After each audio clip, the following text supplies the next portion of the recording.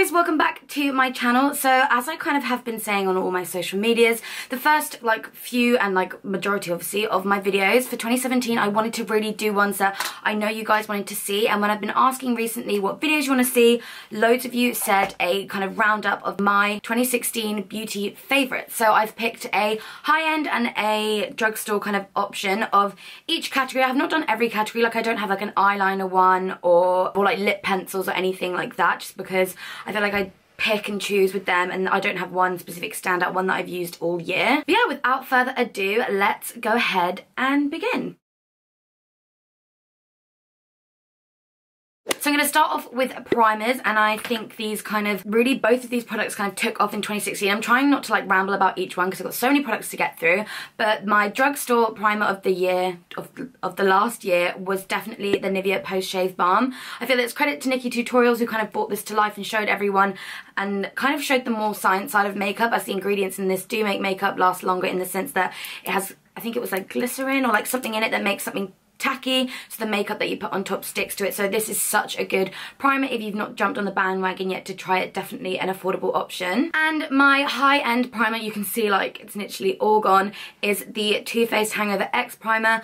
It's so hydrating and creamy at the same time, and I definitely feel like my makeup stays on when I use this. I like to concentrate this mainly down the T-zone of my nose, and I find, yeah, my makeup lasts with this, so it does exactly what it says on the tin. Okay, for foundation, I feel like loads of you think that my high-end option will probably be Giorgio Armani Luminous Silk, but that wasn't a favourite for 2016. I mean, that's a favourite all year, every year, whatever. I'll start with my high-end option, and that is the Makeup Forever Ultra HD Stick. I'm not sure if it was this year or last year that they bought the kind of Ultra HD range out, but I definitely prefer the stick version. I feel like stick foundations in general were a massive 2016 hype. Loads of brands bought them out, and I feel like this one has a really nice coverage to it, customizable coverage as well, an amazing colour range, and has a really nice kind of dewy satin finish, so I really liked this one. My favourite drugstore foundation of the previous year, and I'm sure will continue to be, was the Maybelline Matte Me Poreless Matte and Poreless Foundation.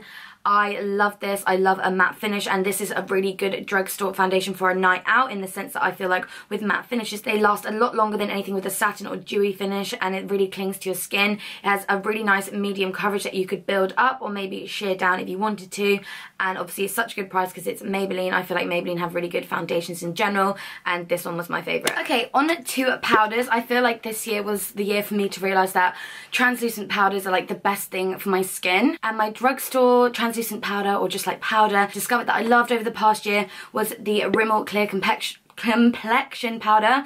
This is a go-to powder to bring in my clutch bag on a night out. I feel like it just mattifies your skin, does exactly what it says on the tin. Such a good price as well, obviously, because it's from the drugstore. I know loads of people hype over the Rimmel Stay matte powders, and I think this is pretty much the same. This is just the translucent version. But yeah, it doesn't really give it a huge amount of coverage, just mattifies my skin, which is exactly what I want, and I just kind of concentrate it in the places I get oily, and you can make it into a loose powder as well. I've shown you tips on how to do that too. And yeah, so if you've not tried this and you're in the market for a good powder, Rimmel do some really good ones. And of course, I think you guys know my high-end powder of the year was Laura. Everyone, I think, the whole baking thing kind of took off in 2016. I know it's kind of been around for years in drag makeup and stuff, but Laura Mercier has been such a good powder. I feel like it lasts a long time as well. You get a lot for your money, and it's just one of the best powders I've used. There's no flashback or anything. So yeah, I know a lot of you guys know I'm obsessed with this powder, and you're probably sick to death of me talking about it, but I talk about it because it's the best. So Laura Mercier was my high-end powder of the year. Okay, on to concealers. So I've done a lot of work with them, and it's not just because I work with them that I pick their products. It's more the other way around, in the sense that their products are so great, which is why I love to work with them. So my drugstore concealer of the year is the Maybelline Age Rewind Concealer. I love this. The sponge applicator is so nice underneath your eyes, because underneath your eyes is a really sensitive part. You don't want to be scraping any sort of hard wand or anything underneath there, and this has just got such an amazing coverage, and it's so easy to blend out. I love this one, especially in the shade Light, to help brighten up underneath my eyes. And my high-end concealer of the year, and probably will be for ever, besides the NARS one, is definitely the Tarte Shape Tape Concealer. Everyone raves about this. I think you can get it on QVC UK, or obviously you can order it from Sephora and stuff, but honestly, try it if you get the chance. It is phenomenal. It's got such a like big wand. It covers so much. The coverage is amazing. They have so many colours for their colour range, and yeah, honestly, everyone's been raving about this, and there's a reason behind it, and it's because it's the best. Okay, on to bronzers. I have been obsessing over the Galactic bronzer in Cabo. I've been seeing Luster Lux rave about this for ages, and then in 2016 I was lucky enough for Galactic to reach out to me, and I desperately wanted to try this, and I knew I was gonna love it. Tried it, and I did. Like, there's a lot of bronzers on me can be quite orangey toned, and I've got to really kind of stay away from that with having such light blonde hair. This is like the most perfect olive toned bronzer that like I discovered that year. I know I use like MAC Mineral Skin Finish and Dark Golden a lot, and that is a favourite of mine, like a high-end favourite, but that's been a favourite for years. So in 2016 I discovered this and I love it. Really hoping that Beauty Bay brings like Galactic products because they are so good. And my drugstore bronzer of the year is kind of like a mix, but it is the Sleek kind of face form in medium. There is a highlighter in there as well, which I don't particularly use, but they have a really gorgeous shimmery bronzer and a matte bronzer as well. The colour again is very cool tone, and then that shimmery one is a lot warmer, so it really complements my skin, and it's in a cute little travel packet like this, and obviously because there's a highlighter in it as well, it's amazing for traveling, which I am lucky enough to do quite a lot. So yeah, I love like Sleek products in general. They had such an amazing 2016, and I can't wait for 2017 to show you guys stuff that's going on. But yes, I'm obsessed with this, and I discovered this in 2016 and I loved it. Okay, on to blusher. My high-end blusher of the year was the Becca Luminous blusher in Tiger Lily. It is the most gorgeous orangey colour I've ever used. It's got such a radiant finish to it, and orange obviously is one of my favourite colours to wear on my face, in the sense that it really brings out the colour of my eyes. So yeah, I've been loving these. The formula of these is beautiful, and if you haven't already, I definitely recommend trying out their blushes. They've got such a huge range, actually not a massive range, but it's quite like a diverse range of colours, and yeah, the formula of them is beautiful. And I didn't really get to try a huge amount of drugstore blushes this year. Just, I don't know, just never picked any up, but one that will always be a favourite, and that I did reach for a lot more in 2016, or just like rediscovered my love for, was the Milani Luminous blusher in Luminoso. I know you guys have heard loads of people talk about this because it is such a gorgeous and diverse colour. I think it suits pretty much everyone. I mean, on darker skin tones it might come across a tiny bit more light and ashy and noticeable, but I know they have other colours, and the formula of them again is also really gorgeous as well. And this is just a really gorgeous rose gold colour, and I love it. Onto highlighters. I feel like this was the year for highlighters. Everyone was bringing out highlighters, and I couldn't just pick a single one, and the two ones that I've actually picked up are palettes. So the first one is my high-end one, and it is the Anastasia Beverly Hills Ultimate Glow Kit. Anastasia Beverly Hills brought out all their like glow kits in 2016, and I think they smashed it out of the park with them. The formula is beautiful. This one obviously is 6 slightly smaller ones, and all the other ones that they brought out, they were 4 kind of quite big pans. All of them amazing. They really catered to everyone's taste, which I love. Like, they had that sweets one, and it was kind of had purple undertones, which I think would look phenomenal on like darker skins. But then they also brought out the like Moonchild one for those that are slightly more adventurous with makeup. I feel like they just catered for everyone, so they're definitely my kind of highlighters, my high-end highlighters of the year. And another brand that smashed it with their highlighting palettes was Sleek again. Firstly, with their Solstice one, I feel like that literally made everything take off for them. But then they brought out the Cleopatra's Kiss one, which I do slightly prefer and I love, just because it's slightly more of wearable tones for me personally. But yeah, the formula of these is absolutely incredible. If you've never tried it, go into your local Superdrug, Boots, wherever that sells Sleek, and just swatch them. They're so like, oh, let me show you. They're just the most gorgeous kind of champagne-y golden highlights, and I'm obsessed with them. I wear them on my eyes, wear them on my face.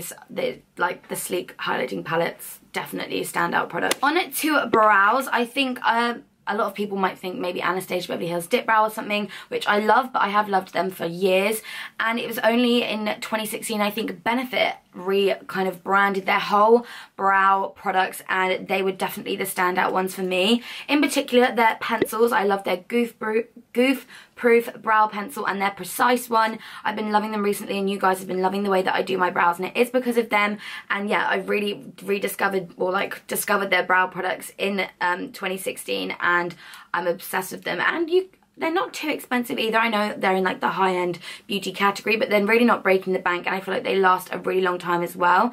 So many people brought out such phenomenal brow pencils, but these really stood out for me. As for a drugstore brow product, I didn't really try any drugstore brow pencils. They've never ever really been for me. I always say they're just slightly too warm. But what I have been loving is the L'Oreal Brow Artist Plumper Gel in the like lighter one. Over 2016, I loved having a slightly darker brow and running a lighter brow gel through it. I thought it made my brows look a lot more 3D, a lot more fuller, which is always something that I want to achieve. And yeah, I really liked this one, and it is the L'Oreal one, the Brow Artist Plumper. For mascara, my favourite high-end mascara has to be the Tarte Tartist mascara. I'm obsessed with it. I discovered it on the trip that I went on with Tarte, which was obviously one of the highlights of my 2016 as well. And it is amazing. It's got one of my favourite kind of types. Hold on. One of my favourite types of wands, in the sense that it's got like a spiky wand. So for people like me that have kind of naturally shorter lashes, it really lengthens them, it really separates them, and it kind of avoids them being super clumpy. So I loved that one. And again, my favourite drugstore mascaras have to come from Maybelline. I'm obsessed. I feel like they have a mascara for everyone, whether you've got the lashes up to your eyes and you just want something light. I feel like they cater for that. And for people like me that have shorter lashes, like I said, I feel like they cater for that. They have so many, and some two that I picked up that I know I'm obsessed with is their Colossal one, and also their Falsies push-up one. I love that one for my lower lash line as well. Now, I wanted to pick up some kind of like eyeshadows, even though I have got palettes as well. But the two eyeshadows that kind of stood out for me, I don't know if they count as high-end, but it's just a brand I know you can't get in a drugstore, so I'm gonna say that they're high-end. I rave about these so much, and I never hear anyone talk about them, but Neve Cosmetics pigments are incredible. They have so many colours. They've got matte ones, they've got shimmery ones.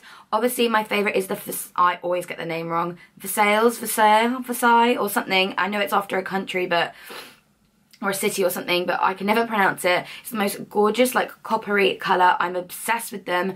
I can't rave about them enough. I'm going to link them down below. Definitely give them a chance in 2017. And my drugstore eyeshadow favourites are the NYX Prismatic eyeshadows. This one is in particular liquid gold. I feel like they're so buttery and so pigmented, and for single eyeshadows I feel like that's quite rare. Sometimes they can be especially with shimmery ones, it can be quite hard to get pigment from. I feel like NYX really stepped up with their eyeshadows. On to lips, I really didn't even know where to start. I feel like I tried so many lip products over 2017, and it really was the kind of year of like the liquid lipstick and all that stuff. So I just tried to narrow it down to stuff I know that I reached for all the time. So my drugstore option has to be the Slope and Glory Mother Pucker lip glosses. I love lip plumping glosses, and I feel like these nude ones are just the best. I have the one Donut and Spun Sugar here. They are two of my favourites ever. Like, I wear them day to day. It's like a go-to nude gloss that I know is going to look beautiful on my lips. One day, maybe me and Soap and Glory can collab and produce like a Rachel nude lip gloss from their Mother Pucker range, because I literally like, I rave about these to everyone. And the high-end lip product brand, or like products that I've loved, have been from JOUER. They brought out their soft like lip creams, and the one in Buff is such a gorgeous pinky nude. I'm obsessed. And obviously their Skinny Dip lip topper has been like, I feel like it started the whole trend of everyone else that bought them out. I think it's incredible. Such an amazing idea, and I think 2016 was definitely their year for lip products, so I loved them as well. And finally, eyeshadow palettes. This took a long time to decide, but I think for me, my drugstore eyeshadow palette of the year was the NYX, what was this, like the Warm Neutrals Ultimate Eyeshadow Palette. They brought out loads of Ultimate eyeshadow palettes in loads of different colours, which I thought was amazing. But this one is just so good for travelling. The eyeshadows are so pigmented. The colours are right up my street. I'm not sure if they do them anymore. They might have been exclusive to Selfridges, I'm not sure. But in 2016, when I saw this, I was like, that is a palette for me. And I love it, and I reach for it all the time if I need to do like a quick look. They've got such beautiful matte shades in there. And my high-end eyeshadow palette of the year, I was tossing up between two.